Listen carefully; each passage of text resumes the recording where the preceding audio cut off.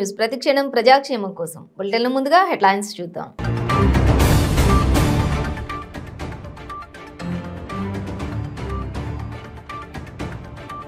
బెంగళూరులో ఘోర ప్రమాదం. మెట్రో పిల్లర్ కూలి తల్లి కుమారుడు మృతి. రాజకీయ పార్టీలు ఖమ్మం జిల్లా వైపు చూస్తున్నాయన్న కేంద్ర మాజీ మంత్రి రేణుకా చౌదరి. ఉమ్మడి ఖమ్మం జిల్లా కాంగ్రెస్ ఖిల్లాగానే ఉంటుందని స్పష్టం.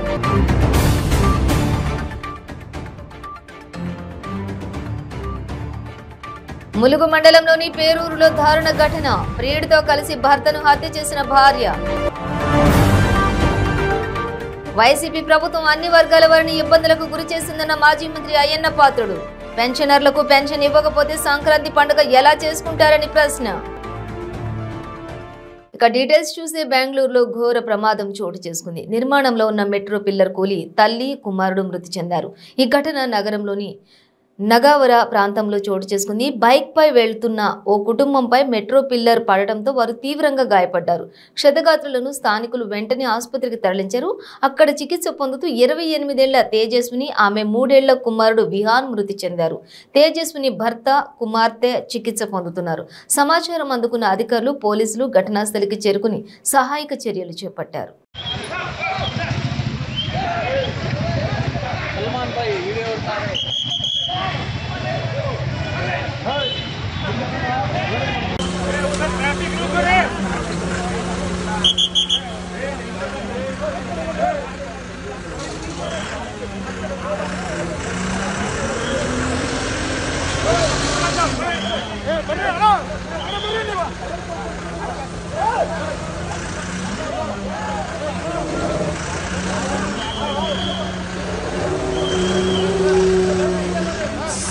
రాష్ట్రంలోని అన్ని రాజకీయ పార్టీలు ఖమ్మం జిల్లా వైపు చూస్తున్నాయని, కానీ ఎప్పటికీ ఉమ్మడి ఖమ్మం జిల్లా కాంగ్రెస్ ఖిల్లాగానే ఉంటుందని, గతంలో అనేక పర్యాయాలు గెలిచి ఎంతో అభివృద్ధి చేసిన తనకు ఖమ్మం ఆడబిడ్డగా జిల్లాపై ఆ హక్కు ఉందన్నారు. ఎన్నికల్లో బీఆర్ఎస్కు ఇక బీఆర్ఎస్ తప్పదని కేంద్ర మాజీ మంత్రి రేణుకా చౌదరి పేర్కొన్నారు. వచ్చే ఎన్నికల్లో ఉమ్మడి ఖమ్మం జిల్లాలో 10 అసెంబ్లీ, 2 లోక్సభ స్థానాలను కాంగ్రెస్ గెలిచి తీరుతుందన్నారు. ఖమ్మం కాంగ్రెస్ కార్యాలయంలో మంగళవారం విలేకరుల సమావేశంలో ఆమె మాట్లాడారు. కాంగ్రెస్ పాలనలోనే అభివృద్ధి జరిగిందని, కేసీఆర్ పాలనలో మాటల తప్ప చేసింది శూన్యమన్నారు.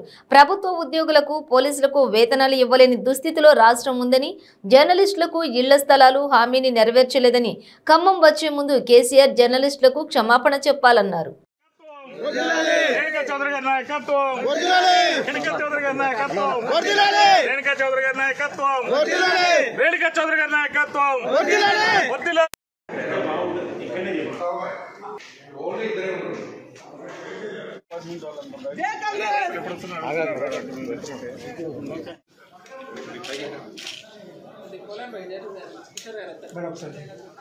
చూడండి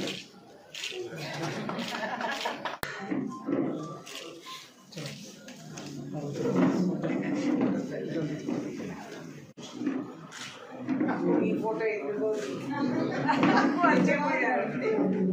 ఇక్కడ స్టూడియో తీసింది.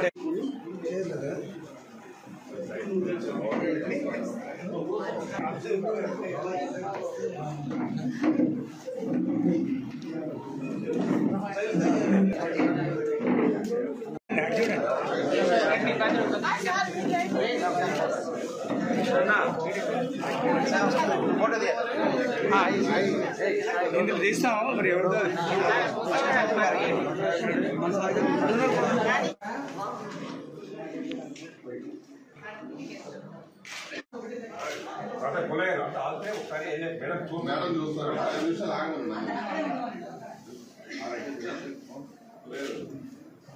చాలా ఇష్టంగా అన్ని చేశారు.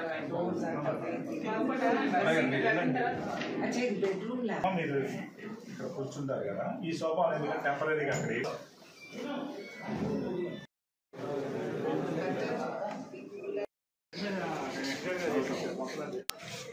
మొక్కలు పెట్టారు.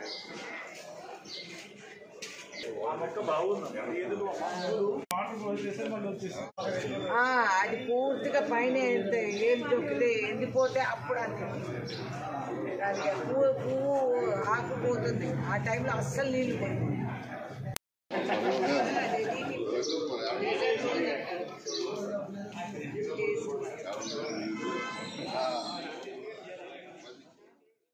ములుగు మండలంలోని పేరూరులో దారుణ ఘటన చోటు చేసుకుంది. భర్త హత్యకు పన్నాగం పన్నిన భార్య ప్రియుడితో కలిసి భర్తను హత్య చేసింది. మృతుడు గొడ్డే బసవయ్యగా గుర్తించారు.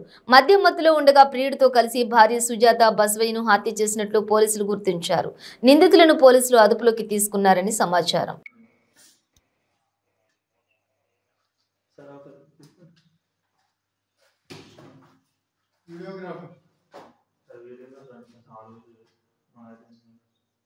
మైలార్దేవులపల్లి రైల్వే ట్రాక్ దాటుతుండగా ట్రైన్ ఢీకొని యువకుడు దుర్మరణం పాలయ్యాడు. రైల్వే అధికారుల నిర్లక్ష్యంగానే ఫరీద్ అనే యువకుడు ప్రాణాలు కోల్పోయాడని ఆరోపిస్తూ బంధువులు రైల్వే స్టేషన్ వద్ద ఆందోళనకు దిగారు. బాధితుడి కుటుంబానికి న్యాయం చేయాలని డిమాండ్ చేశారు.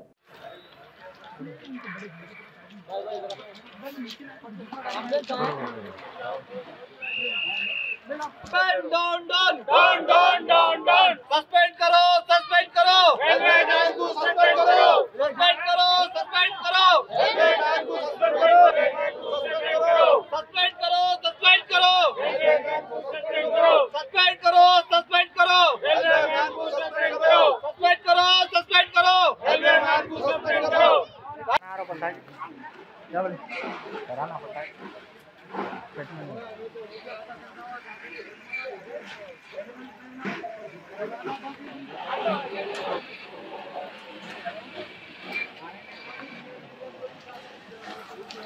तो मैं Mohammed Khadar Congress state secretary minority department या Mughals colony welfare society president भी हूँ।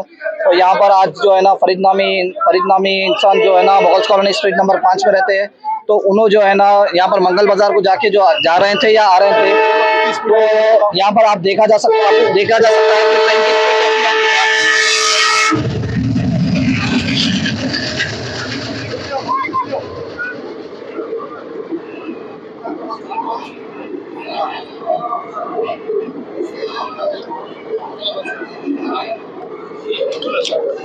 तो आप देख रहे हैं कितनी स्पीड से ट्रेन जाती है यहाँ पर। और यहाँ पर इससे पहले भी एक हादसा होते होते बच गए। भाई के साथ जो है ना, भाई की फैमिली के साथ जो है ना यहाँ से आ रहे थे कि रेलवे डिपार्टमेंट वाले सीटी नहीं मारे, जो रेलमैन रहता है वो सीटी नहीं मारे, तो हादसा होते होते बच गया। तो मैं इससे पहले भी उनको जाके वार्निंग दिए थे हम लोग। तो अगर आप निकल के एक बार रिक्वेस्ट भी करते सीटी मान लिए तो जो है ना आवाम को जो है ना सहूलत हो जाती है। तो और एक क्या है बोले तो यहाँ पर 3 महीने से 4 महीने से जो है ना पेंडिंग काम चल रहा था यहाँ पर ब्रिज का, तो वो पेंडिंग पड़ गया है। वो पेंडिंग पड़ने की वजह से सारे हादसे हो रहे हैं। अगर स्टेट गवर्नमेंट का काम अगर रुक गया, अगर सेंट्रल गवर्नमेंट की परमिशन आई या नहीं आई बंद करने का प्रॉब्लम है हमारे को तो नहीं मालूम, लेकिन यहाँ पर जो है ना स्टेट गवर्नमेंट जब ब्रिज बनाते बनाते जो रोक दिए गया है, तो वो जो है ना लोगों का कहना है कि आवाम का कहना है कि आरटीसी एक्सपोर्ट पे जो है ना वहाँ पर कुछ बड़ा कॉन्ट्रैक्ट चल रहा है कि यहाँ से वहाँ पर चले गए। अब मैं बोलना चाहता हूँ कि शायद फंड्स का प्रॉब्लम होगा या कोई और प्रॉब्लम होगा। अगर कुछ प्रॉब्लम होगा तो फिर आप लोग जो है ना बंद करवा के जो है ना ये आपका काम रोक दिए बाद जब पटरी जो गेट है रेलवे गेट है जो उठा दिया जाए, क्योंकि आवाम को जो है ना तकलीफ ना हो। कम से कम एक बाइक या एक ऑटो के सर का तो भी अगर रख दिए तो बहुत अच्छी मेहरबानी होती। क्योंकि देखो भाई यहाँ से जो आ रहे जो छोटे छोटे मासूम के बच्चे हैं, स्कूल के बच्चे हैं, यहाँ पर कॉलेजेस है, हॉस्पिटल से, और जो है ना यहाँ पर जो है ना नियर बाई मस्जिद से, तो यहाँ पर रोज आना जाना लोगों का लगा हुआ रहता है। यहाँ पर लोग जो है ना काम करने वाले रहते हैं यहाँ से सुबह में जो रोड क्रॉस करके जाते हैं हमेशा। तो आज एक हादसा हुआ है, मैं ये रिक्वेस्ट कर रहा हूँ कल दूसरा हादसा ना हो, कि आप जो है ना जल्दी से जल्द एक्शन ले यहाँ पर। और यहाँ से बहुत करीब जो है ना MIM के प्रेसिडेंट हमारे असदुद्दीन ओवैसी साहब का घर है, उनको ये पूरी यहाँ की सारी डिटेल्स मालूम है, शायद मालूम हो सकती है। तो उनसे भी मैं गुजारिश कर रहा हूँ कि ये ब्रिज का काम जल्द से जल्द चालू कराए या तो ये रेलवे गेट उठा दिया जाए। क्योंकि कल खुदा ना खास किसी आदमी किसी इंसान जो गरीब है जो अगर सीधा उस्मानिया हॉस्पिटल जाता है, अगर ले लेके बीमार हो, अगर किसी को इमरजेंसी में है तो यहाँ से चंद्रन गुट्टा से जो लॉन्ग पिप के जाना पड़ता है या तो आरामगढ़ से बहादुरपुर से फिरते हुए जाना पड़ता है। अगर मैं ये गुजारिश कर रहा हूँ कि अगर ये गेट खुला दिए या तो बाइक या तो ऑटो भी गए सरकार कर दी, अगर जब तक ये पेंडिंग पड़ा हुआ है काम कॉन्ट्रैक्ट्स का, ये ब्रिज का काम जब तक तो भी अगर उठा दिया जाए तो जो है ना सहूलत हो जाती है यहाँ के जितने भी आवाम को अतराफ के आवाम को सहूलत हो जाती है। मैं गुजारिश कर रहा हूँ सीएम साहब से भी कि यहाँ पे మంచిర్యాల జిల్లా Mandamarri area Singareni general manager కార్యాలయంలో ఏర్పాటు చేసిన కార్యక్రమంలో మెడికల్ ఇన్వాలిడేషన్ డిపెండెంట్లు 29 మందికి మందమర్రి ఏరియా జనరల్ మేనేజర్ చింతల శ్రీనివాస్ చేతుల మీదుగా కారుణ్య నియామక పత్రాలు అందజేయడం జరిగింది। ఈ సందర్భంగా మందమర్రి ఏరియా జనరల్ మేనేజర్ చింతల శ్రీనివాస్ మాట్లాడుతూ మందమర్రి ఏరియాలో ఇప్పటి వరకు కారుణ్య నియామకాల ద్వారా 1501 మందికి ఉద్యోగాలు ఇవ్వడం జరిగిందని అన్నారు। ఇతర పరిశ్రమలతో పోలిస్తే సింగరేణిలో పని స్థలాలు సమయాలు భిన్నంగా ఉంటాయని, విధులకు గైర్హాజరైతే ఉద్యోగ భద్రతకు ముప్పు వాటిల్లే అవకాశం ఉందని అన్నారు। జై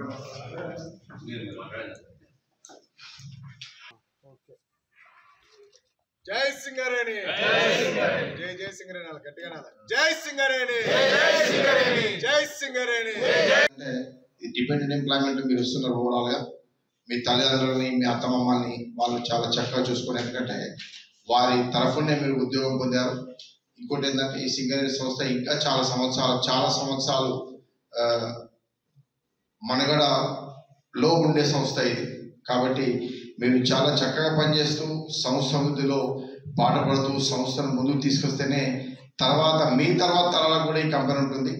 ఏదైనా కారణం వల్ల ఇర్రెగ్యులారిటీ పోయో ఉత్పత్తి సరి రాకుంటే కస్టమర్స్ కనుక దూరం పోతే సంస్థ మనగడ కష్టమవుతుంది. కాబట్టి రెగ్యులర్ డ్యూటీకి రావడం, నిబద్ధతతో పనిచేయడం చేసి సరిపోతుంది.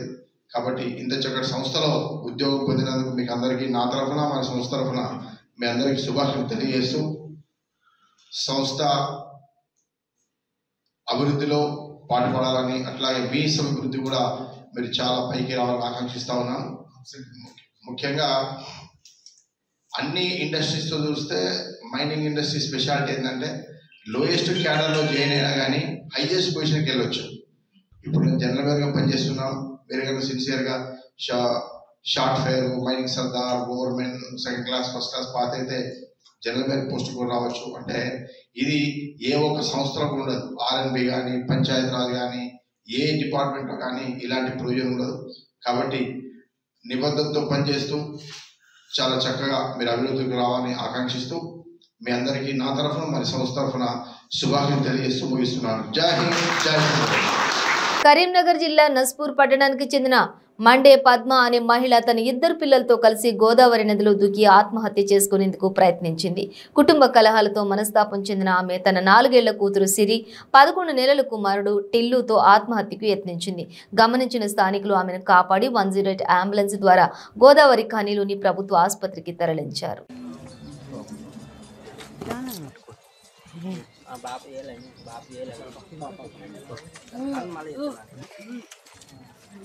మంతని కాటారం రహదారిలో ఆర్టీసీ బస్సు అదుపు తప్పింది. ఈ ఘటనలో పలువురు ప్రయాణికులకు గాయాలయ్యాయి. మంతని నుండి తాడిచెర్లకు వెళ్లే ఆర్టీసీ బస్సు అదుపు తప్పి చెట్టుకు ఢీకొట్టింది. మంతని మండలం సోమనపల్లి వద్ద ఈ ప్రమాదం సంభవించింది. ఈ ఘటనలో 15 మంది ప్రయాణికులు గాయపడ్డారు. మంతని ఎమ్మెల్యే దుద్దిళ్ల శ్రీధర్ బాబు ఘటనా స్థలాన్ని సందర్శించి ప్రమాద వివరాలను అడిగి తెలుసుకున్నారు. అయితే ఆ స్టీరింగ్ లాక్ అయ్యి అట్ట గుర్తుకుపోయింది. బ్రేక్ పడలేదు, మరి బ్రేక్ బ్రేక్ కొడితేనే ఆగింది సార్. స్టీరింగ్ మొత్తం ఇటు ఇక్కుతే ఇటు రాలే, మొత్తం అటే రైట్ సైడ్ వెళ్ళిపోయింది. అంతనే బస్సు ప్రైవేట్ బస్సు ప్రైవేట్ లాక్ కావు, ఇట్లా వాళ్ళ సర్వీసింగ్ వేరే. ఇప్పుడు మన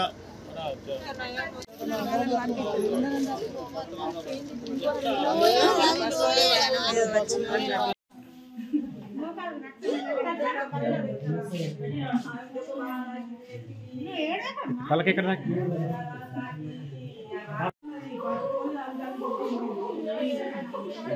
పల్నాడు జిల్లా వినుకొండ పట్టణంలోని తిమ్మాయిపాలెం రోడ్డులో గల వెంకటరమణ ట్రేడర్స్ రైస్ మిల్లులో విజిలెన్స్ అధికారులు తనిఖీలు చేపట్టారు. ఆటోలో అక్రమంగా 600 బస్తాలు పైగా ఉన్నటువంటి పీడీఎస్ బియ్యాన్ని గుర్తించారు. ఈ మేరకు విజిలెన్స్ అధికారులు ఆటోను సీజ్ చేసి డ్రైవర్ను అదుపులోకి తీసుకున్నారు. సీజ్ చేసిన బియ్యం విలువ సుమారు 9 లక్షలు ఉంటుందని అధికారులు తెలిపారు. కొత్తపాలెంలో ఉన్న రేషన్ షాప్ అన్నమాట. బారెడ్డి శివపార్వతి అనే డీలర్. అక్కడ నుంచి ఈ పార్వతీపురం స్కూల్లో పాతపడిన స్కూల్ అది. ఆ స్కూల్లో నిల్వ ఉంచారు. అక్కడ నుంచి లిఫ్ట్ చేశారు అని చెప్పేసి మొత్తం సార్ ఈ పట్టుబట్ట మొత్తం 55 బ్యాగులు లారీలో మినీ బొలేరోలో వచ్చినటువంటి 55 బ్యాగులు. అవి మొత్తం ఎంతమంది సార్ దీంట్లో మొత్తం 6 ఇప్పటి వరకు ఐడెంటిఫై చేస్తాం. వాళ్ళ మీద 6 కేసుతో పాటు క్రిమినల్ కేసు కూడా నమోదు చేస్తాం. Shop number 32. ఈ 6 మంది కాకుండా ఇంకేమైనా చేరే అవకాశం వైసీపీ ప్రభుత్వం అన్ని వర్గాల వారిని ఇబ్బందులకు గురి చేస్తుందని మాజీ మంత్రి అయ్యన్న పాత్రుడు విమర్శించారు. రిటైర్డ్ ఉద్యోగులకు ఇవ్వాల్సిన పెన్షన్ సొమ్మును ఇప్పటి వరకు రాష్ట్ర ప్రభుత్వం జమ చేయలేదన్నారు. రాష్ట్ర వ్యాప్తంగా సుమారు 4 లక్షల మందికి ఇంతవరకు పింఛన్ ఇవ్వలేదని, పింఛన్ ఇవ్వలేని దుస్థితిలో రాష్ట్ర ప్రభుత్వం ఉందన్నారు. సంక్రాంతి పండుగ సమీపిస్తున్నప్పటికీ పెన్షన్దారులకు పెన్షన్ ఇవ్వకపోతే సంక్రాంతి పండుగ ఏ విధంగా చేసుకుంటారని ప్రశ్నించారు. పెన్షనర్లకు కూడా పెన్షన్లు ఇవ్వకపోవడం ఏంటన్నారు. ఏ ఆధారం లేని వారిని ఇబ్బందులకు గురి చేయడం సరికాదన్నారు. ఉద్యోగస్తులకు జీతాలు సమయానికి ఇవ్వరని, పోలీసులకు కూడా జీతాలు చెల్లించలేదన్నారు. రైతుల వద్ద ఉన్న పంటను కొనుగోలు చేయకపోవడంతో సంక్రాంతి పండుగ ఏ విధంగా చేసుకుంటారని ప్రశ్నించారు. అందరికీ నమస్కారం అండి. మనం ఈ సైకో రెడ్డి, అదేనండి మన తొగ్లక్ రెడ్డి ముఖ్యమంత్రి గారి పరిపాలన మనం చూస్తూనే ఉన్నాం. ఈ పరిపాలనలో ప్రజలు, అన్ని వర్గాల ప్రజలు కూడా ఎన్ని ఇబ్బందులు పడుతున్నారో మనం రోజు చూస్తూనే ఉన్నాం. రిటైర్డ్ ఎంప్లాయీస్ ఉన్నారు, ఉద్యోగాలు చేసి కొన్నాళ్ళకి రిటైర్ అయిపోతూ ఉంటారు. అటువంటి వాళ్ళు మన రాష్ట్రంలో సుమారు 4 లక్షల వరకు ఉండొచ్చని నా అంచనా. వాళ్ళు రిటైర్ అయిపోయిన తర్వాత ప్రతి నెల కూడా 1వ తారీఖుకి వాళ్ళకి రిటైర్మెంట్ తాలూకు బెనిఫిట్స్ ఉంటాయి కదా, పెన్షన్స్, అది అందుతూ ఉంటాయి. పాపం వాళ్ళు రిటైర్ అయిపోయిన పని ఏమి ఉండదు కదా, పని చేయలేరు. అప్పుడు వయసు అయిపోతుంది, రిటైర్ అంటే వయసు అయిపోద్ది కదా, పని చేయలేరు, ఎక్కడ కూలి పని చేయలేరు, ఈ పని చేయలేరు, వయసు మీరిపోతుంది కాబట్టి. అంచేత వచ్చినటువంటి రిటైర్మెంట్లో వచ్చిన పెన్షన్తో వాళ్ళు కాలక్షేపం చేస్తూ ఉంటారు. అది అందరికీ తెలిసిన విషయమే. ఆ వయసు మీరిన తర్వాత మరి మా ట్యాబ్లెట్స్ అని, ఇంజక్షన్లు అని, అలాగే ఇంట్లో కొంచెం ఖర్చులని ఉంటాయి కదా, అటువంటి వాళ్ళకి కూడా డబ్బులు ఇవ్వట్లేదండి, పెన్షన్లు ఇవ్వట్లేదండి. పాపం వాళ్ళు ఎలా బతుకుతారండి వాళ్ళది అదే కదా ఆధారం. అంతకంటే ఆధారం ఏముంది? ఎక్కువ శాతం మందికి అదే ఆధారం. పెన్షన్ కోసం రోజు ఎదురు చూడడం, ఆ సెల్ ఫోన్లో మెసేజ్ వస్తుందో చూసుకోవడం, లేదా బ్యాంకులకి వెళ్ళి చూసుకోవడం అకౌంట్లో డబ్బు ఉందా లేదని. కానీ డబ్బు రాదు. చాలా ఇబ్బందులు పడుతున్నారు వాళ్ళందరూ కూడా. ఇప్పుడు మనం చూసాం సంక్రాంతి పండుగ మన తెలుగు వాళ్ళందరికీ ముఖ్యమైన పండుగ. అందరికీ తెలుసు కదా, ఈ పండుగ అంటే మనం అందరం కూడా ఎంతో ఆనందంగా చేసుకుంటుంటాం. పిల్లలు వస్తారు, కొంతమంది అల్లుళ్ళు కూతుర్లు అందరూ వస్తారు, కొడుకు కోడళ్ళు వస్తారు, మనవడు మనవరాలు వస్తారు. వాళ్ళతో 4-5 రోజులు సరదాగా కాలక్షేపం చేస్తూ ఉంటాం. ఇది మనకు ముఖ్యమైన పండగ కాబట్టి. ఆ వచ్చినటువంటి కోడళ్ళకి, మనవరాలకి బట్టలు తీయడం ఇవన్నీ ఉంటాయి, ఖర్చులు ఉంటాయి కదా పండగ అంటే. మరి ఈ రోజు వరకు పెన్షన్ పడకపోతే వాళ్ళు ఇంట్లో పండగ ఏం చేసుకుంటారండి? ఆ పిల్లలతో ఎట్లా ఎంజాయ్ చేస్తారండి? ఈ తెక్కలోడు ముఖ్యమంత్రి బుద్ధి ఉండాలి కదా, ఆలోచన ఉండాలి కదా. అంటే పెన్షన్దారులకు కూడా డబ్బులు ఇవ్వడానికి ప్రభుత్వం డబ్బు లేదండి. మరి ఎందుకంటే సలహాదారులు సగం మంది తీసేయండి, కనీసం వాళ్ళు పెన్షన్లు అండి ఇవ్వండి అయ్యా. వాళ్ళకి వేరే ఆదాయం ఏముంటుంది చెప్పండి? దయచేసి ఇప్పుడైనా ఆలోచన చేయండి. పండగ ముందన్న వాళ్ళకి పెన్షన్లు ఇచ్చి, పండగని కాదు ప్రతి నెల కూడా 1వ తారీఖు వాళ్ళు కనీసం వాళ్ళకైనా ఉద్యోగస్తులకి జీతాలు టైంకి ఇవ్వలేదు. వాళ్ళు గొడవ పక్క. పోలీసులకు కూడా నీకు సేవ చేసుకుంటున్నట్టు పోలీసులకు కూడా నిన్నటి వరకు జీతాలు పడలేదని చెప్తున్నారు. మరి ఏమైంది? ప్రభుత్వం ఏం చేస్తున్నావు అయ్యా? నువ్వు ఏ రన్ చేస్తున్నావు? ప్రభుత్వం ఆదాయం అంతా ఎక్కడికి పోతుంది? నీ ప్యాలెస్లోకి పోతుందా, లేకపోతే ఎక్కడికి పోతుందా మీ డబ్బు అంతా? ఒకసారి ఆలోచన చేయండి. తప్పు కదా. పెన్షన్దారులు కానీ సరే ఇన్ టైంలో ఫస్ట్కి వచ్చేలా చేయండి. రెండోది రైతులు ఉన్నారు. రైతులు ఎప్పుడు కూడా అంతా రైతు కుటుంబం చూసి మాకు తెలుసు. సంక్రాంతి ముందు పంట వస్తే పంట అమ్ముకొని పంట డబ్బులతో పిల్లలకి బట్టలు తీయడం, పండగ చేసుకోవడం, ఆనందంగా ఉండడం ఒక ఆనవాయితీ మాకు. అలాంటిది ఇప్పుడు ధాన్యం పండిన ధాన్యాన్ని అమ్ముకుందామని కొనే నాదులు లేడు. నువ్వేం పక్క అబద్ధాలు, ప్రతి గింజనైనా కొనేస్తాను. అప్పుడు కొనేసి నాదులు లేడు, డబ్బులు ఇచ్చి నాదులు లేడు. ఇప్పుడు వాళ్ళంతా రైతులంతా పండగ ఎలా చేసుకుంటారయ్యా? కళ్ళాల్లో ధాన్యం ఉన్నాయి పొలాల్లో, ఆ పొలాలకు కాపలా కడతారా? ఇంట్లో పండగ చేసుకుంటారా? ఇక చెరుకు రైతులు ఉన్నారు, చెరుకు ఫ్యాక్టరీలు అన్నీ మూసిసో. ఏ చెరుకు ఫ్యాక్టరీ పనిచేయలేదు. విశాఖపట్నం జిల్లాలో 3 చెరుకు ఫ్యాక్టరీలు మూసిసో. రైతులు చెరుకు ఆడించుకోవడానికి వీలు లేకుండా పోయింది. పాత బకాయిలు, చెరుకు రైతులు పాత బకాయిలు రాలేదు. ఇప్పుడు వాళ్ళు ఎలా పండగ చేసుకుంటారయ్యా? అసలు అర్థం చేసుకోవాలి కదా. మరి ఏంటి పరిపాలన అంటే? ఏ వర్గం బాగుంది చెప్పు? నీ పరిపాలనలో ఏ వర్గం బాగుంది చెప్పు? ఏమైనా బాగుంటే నీ రెడ్లలో కొంతమంది, నీ రెడ్లు కూడా బాగలేదు, నీ రెడ్లు కూడా గొడవ మాకు అన్యాయం చేశారు సారా అని ఏవో 10 పేదలు చుట్టూ తిరిగి రెడ్లు ఎవరికి పడ్డవు తప్పించి నీ సలహాదారులు ఉపయోగపడదు తప్పించి ఇంకెవరికి ఉపయోగపడ్డావా నువ్వు? రాష్ట్రం బాగుపడలేదు, ఏ వర్గం వాళ్ళు బాగుపడలేదు, ఆఖరికి రిటైర్డ్ పెన్షన్లు కూడా ఇచ్చే పరిస్థితి లేదు. దయించి ఇప్పటికైనా ఆలోచించు. పెద్దలు కొంతమంది ఉన్నారు, మంత్రులు మాట్లాడలేకపోతున్నారే మీరందరూ. బొత్స సత్యబాబు గారు కానీ, ధర్మాన ప్రసాద్ గారు కానీ, సుభాష్ చంద్రబోస్ గారు కానీ, మీరు పెద్దలు ఉన్నారు కదా, మీరైనా చెప్పండి అయ్యా. చెప్పు పాప ముసలివాళ్ళకి మందులకి డబ్బులు, రేపు పంటకి డబ్బులు ఇచ్చేలాగా ఏర్పాటు చేసి వెంటనే ఫెన్స్ ఇచ్చి ఏర్పాటు చేయమని చెప్పి మీరైనా కొంచెం గట్టిగా అడగమని చెప్పి వాళ్ళని కూడా కోరుకుంటూ, ముఖ్యమంత్రి గారు ఒకసారి ఆలోచన చేసి మిగతా కొన్ని కార్యక్రమాలు తగ్గించేనా, ఈ ఉద్యోగస్తుల జీతాలు, ఈ పెన్షన్దారులకి పెన్షన్ ఇచ్చి ఏర్పాటు చేయమని చెప్పి ఈ సందర్భంగా మిమ్మల్ని మనస్ఫూర్తి కోరుకుంటానండి. Thank you. అత్యంత ఘనంగా పూర్తి చేసుకున్న మార్గశిర మాసోత్సవాల సందర్భంగా విశాఖ శ్రీ కనక మహాలక్ష్మి అమ్మవారికి ఈ ఏడాది భారీ ఆదాయం సమకూరింది. గత ఏడాదితో పోలిస్తే ఈ ఏడాది అదనంగా 31 లక్షల రూపాయల ఆదాయం వచ్చినట్లుగా ఆలయ ఈవో శిరీష తెలిపారు. ఈ ఏడాదిలో అమ్మవారికి 4,54,36,000 రూపాయల ఆదాయం వచ్చిందని, మాసోత్సవాల సందర్భంగా దర్శనానికి వచ్చే భక్తులకు ఎలాంటి ఇబ్బందులు తలెత్తకుండా అన్ని శాఖల సమన్వయంతో ఏర్పాటు చేశామని చెప్పారు.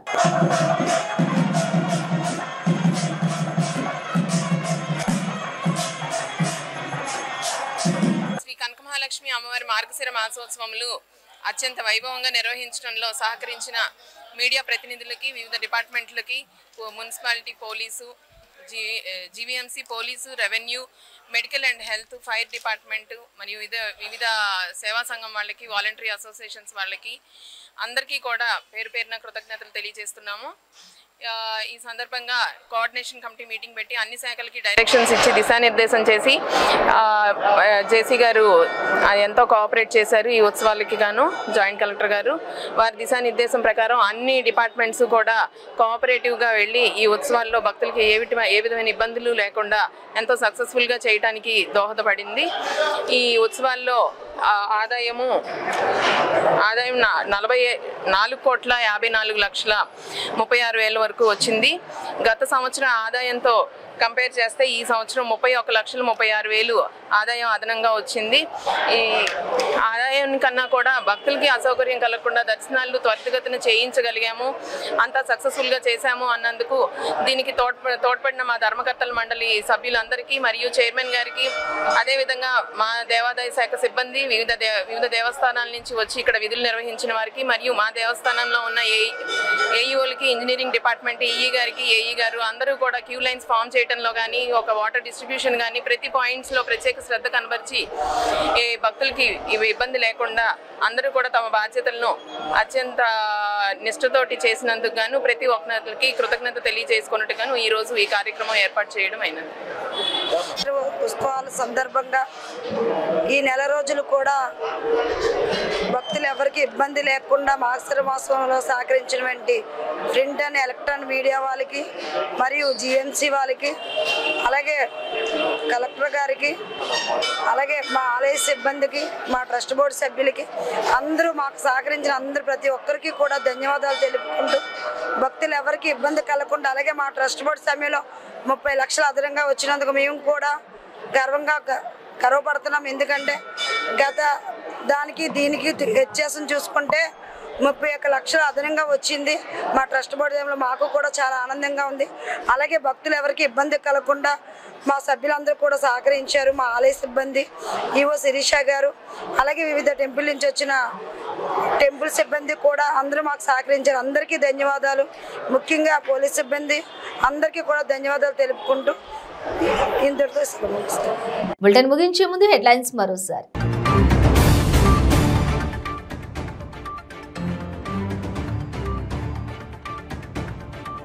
బెంగళూరులో ఘోర ప్రమాదం, మెట్రో పిల్లర్ కూలి తల్లి కుమారుడు మృతి. రాజకీయ పార్టీలు ఖమ్మం జిల్లా వైపు చూస్తున్నాయన్న కేంద్ర మాజీ మంత్రి రేణుకా చౌదరి. ఉమ్మడి ఖమ్మం జిల్లా కాంగ్రెస్ ఖిల్లాగానే ఉంటుందని స్పష్టం.